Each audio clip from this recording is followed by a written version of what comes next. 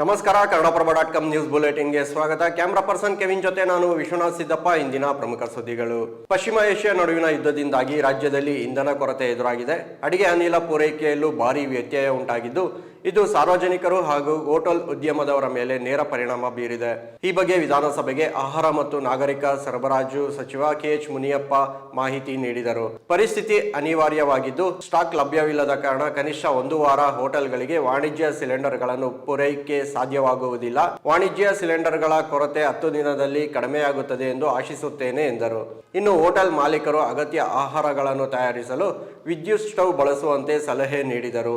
LPG ಕೊರತೆಯಿಂದಾಗಿ ಕೆಲವು ಹೋಟೆಲ್ಗಳು ಸ್ಥಗಿತಗೊಂಡಿವೆ. ಇನ್ನು ಕೆಲವು ಹೋಟೆಲ್ಗಳು ಮೆನು ಕಡಿತಗೊಳಿಸಿವೆ. ಪಿಜಿಗಳಲ್ಲಿ ಆಹಾರ ತಯಾರಿಕೆ, ದೇವಾಲಯಗಳಲ್ಲಿ ಪ್ರಸಾದ ವಿತರಣೆ ಮತ್ತು ಆಟೋಗಳ ಕಾರ್ಯಾಚರಣೆಗೆ ಅಡ್ಡಿಯಾಗಿದೆ.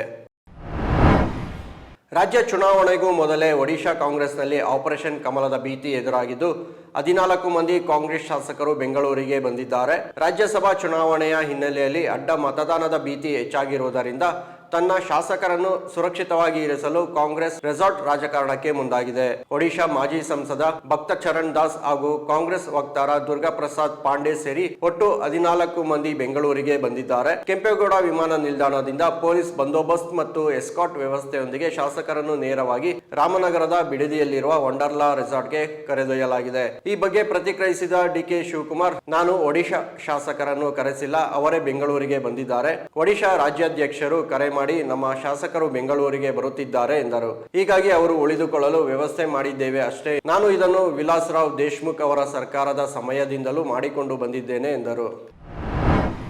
ಕರ್ನಾಟಕ ಸೇರಿದಂತೆ ದೇಶಾದ್ಯಂತ ತಂಬಾಕು ಬೆಳೆಗಾರರ ನೆರವಿಗೆ ಕೇಂದ್ರ ಸರ್ಕಾರ ಧಾವಿಸಿದೆ.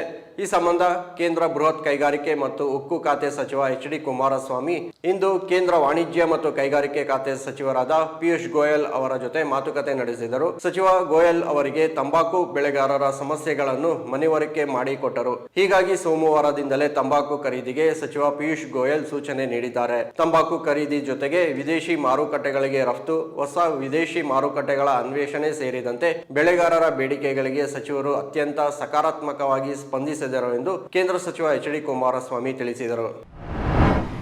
2025-26ನೇ ಸಾಲಿನಲ್ಲಿ ಬಮೂಲ್ 3,400 ಕೋಟಿ ರು ವಹಿವಾಟು ಮಾಡಿದ್ದು, 14 ಕೋಟಿ ನಷ್ಟದಲ್ಲಿದ್ದ ಸಂಸ್ಥೆಯು ಈ ವರ್ಷ 60 ಕೋಟಿ ರೂಪಾಯಿ ಲಾಭ ಕಂಡಿದೆ.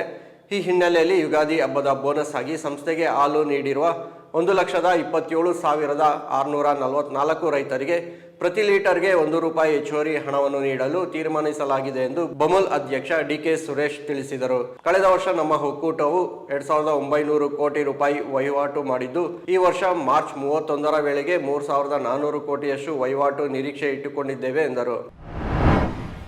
ರಾಜ್ಯದಲ್ಲಿ LPG ಸಿಲಿಂಡರ್ ಕೊರತೆ ಹಿನ್ನೆಲೆಯಲ್ಲಿ ಕೆಲ ಹೋಟೆಲ್ ಉದ್ಯಮದವರು ಆಹಾರ ತಯಾರಿಕೆಗಾಗಿ ಕಟ್ಟಿಗೆಗಳನ್ನು ಬಳಸುತ್ತಿದ್ದಾರೆ. ಇನ್ನು ರಾಜ್ಯದಲ್ಲಿ ಮರಗಳನ್ನು ಕಡಿದು ಸೌದೆ ಒಲೆಗೆ ಬಳಸುವ ಪ್ರವೃತ್ತಿ ಹೆಚ್ಚಾಗುವ ಸಾಧ್ಯತೆ ಇರುವುದರಿಂದ ಅಕ್ರಮ ಮರ ಕಡಿತ ತಡೆಯಲು ಕಟ್ಟೆಚ್ಚರ ವಹಿಸುವಂತೆ ಅಧಿಕಾರಿಗಳಿಗೆ ರಾಜ್ಯ ಸರ್ಕಾರ ಸೂಚನೆ ನೀಡಿದೆ. ಸೌದೆ ಒಲೆ ಬಳಕೆ ಹೆಚ್ಚಾಗುವ ಸಾಧ್ಯತೆ ಇದ್ದು, ಪರಿಸ್ಥಿತಿಯನ್ನು ದುರುಪಯೋಗಪಡಿಸಿಕೊಂಡು ಕಾಡಿನ ಮರಗಳನ್ನು ಕಡಿಯುವ ಭೀತಿ ಎದುರಾಗಿದೆ.